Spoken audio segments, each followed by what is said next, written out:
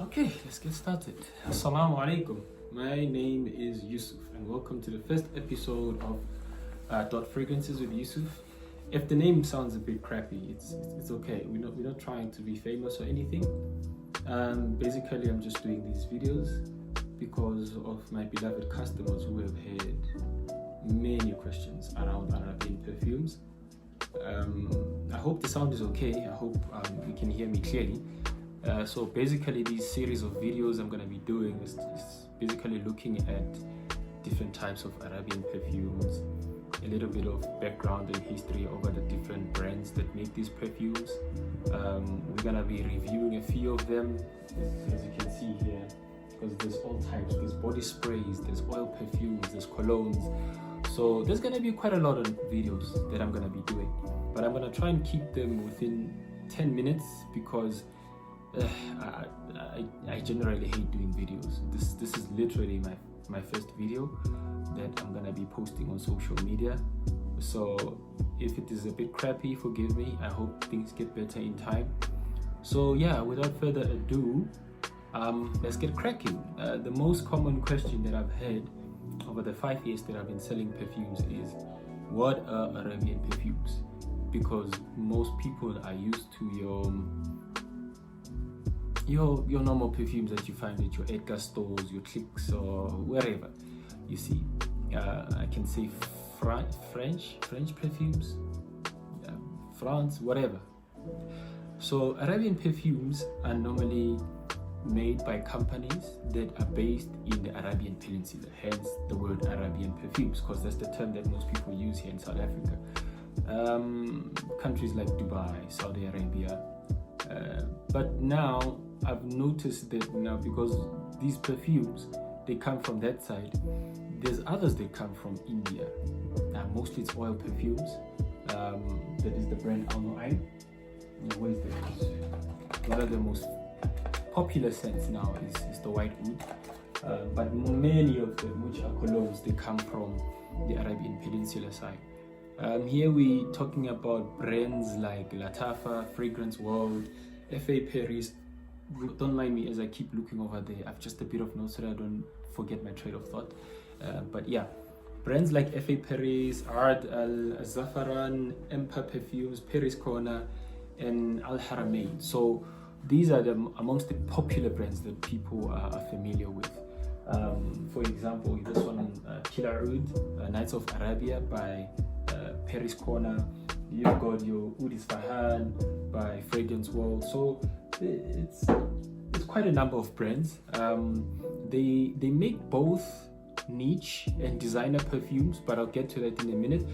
We also have oil perfumes, like I've shown you, the white oud, and we also have Aventus. See, you also have Al Rehab. Al Rehab also makes oil perfumes, and I think they are number one globally when it comes to the sales on perfumes, followed by Al Nuaim. But in terms of quality, I mostly prefer Al Nuaim oil perfumes because, well, they're nicer and I think they last longer. And this is what I've also noticed. Started selling these 5 years back, and white oud has become very popular. That even now brands like what do you call this, Viali, they're jumping into the white oud wagon. But so these companies, they make both niche and designer perfumes. Now, what are niche perfumes? Niche perfumes are basically fragrances that come from perfume houses that specifically focus on making perfumes, because designer perfumes are your perfumes that are made by fashion brands or celebrities. So for example, we have Flora by Flora, right, which is a clone by Fragrance World of popular scent Flora, Gucci Flora, you see. So that would be considered a designer scent, because Gucci also makes clothing.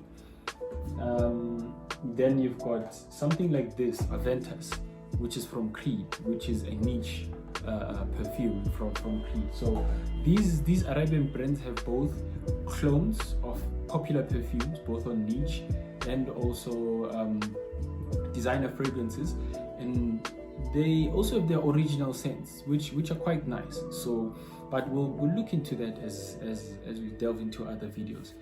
So niche brands here, like I said, is Creed, Joe Malone, Mason, Francis, Khadija.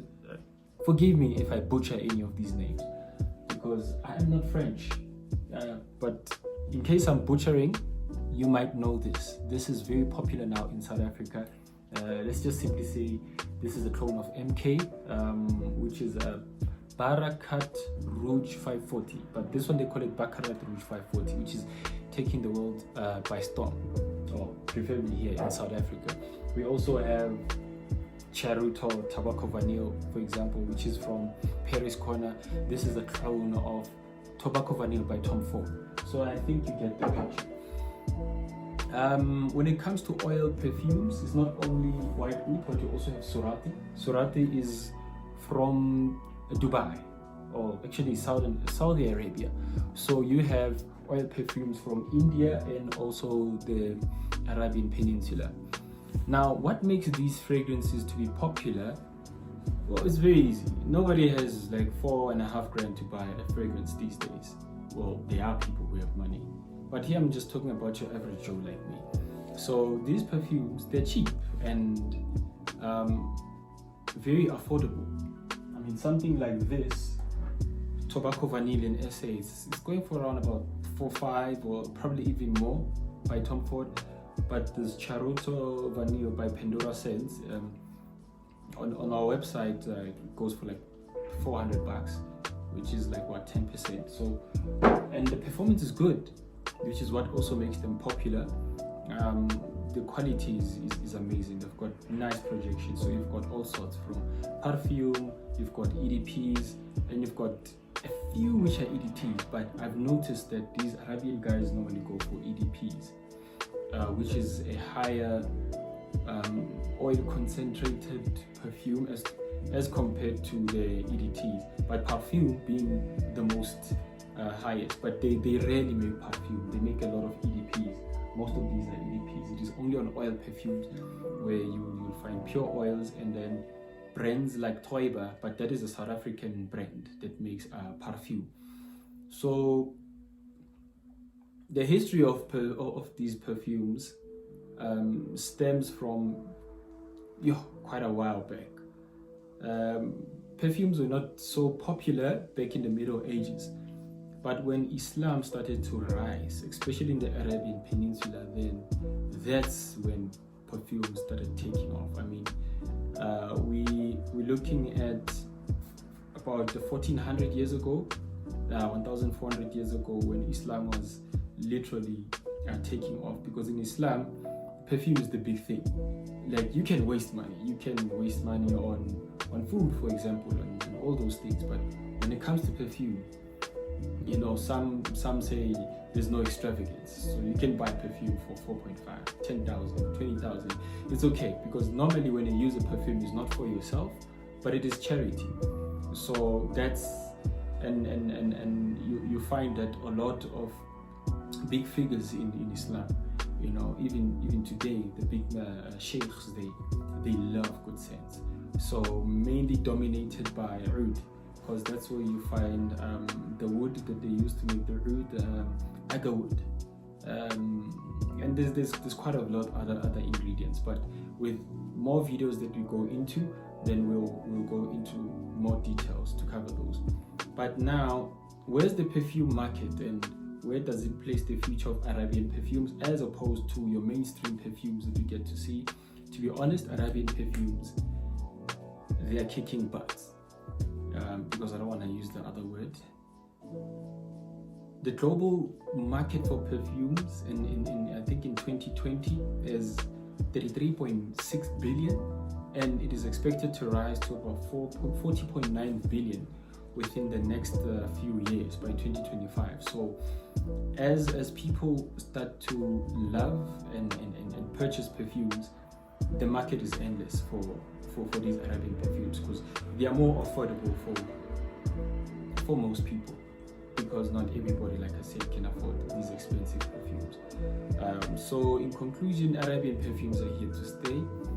On the upcoming videos, I'll be looking more into the different kinds, into different companies, and what makes them stand out from each other. So I hope this short video has been insightful, and whatever questions that you might have, please, you can leave them on the comments, or you can send us a message.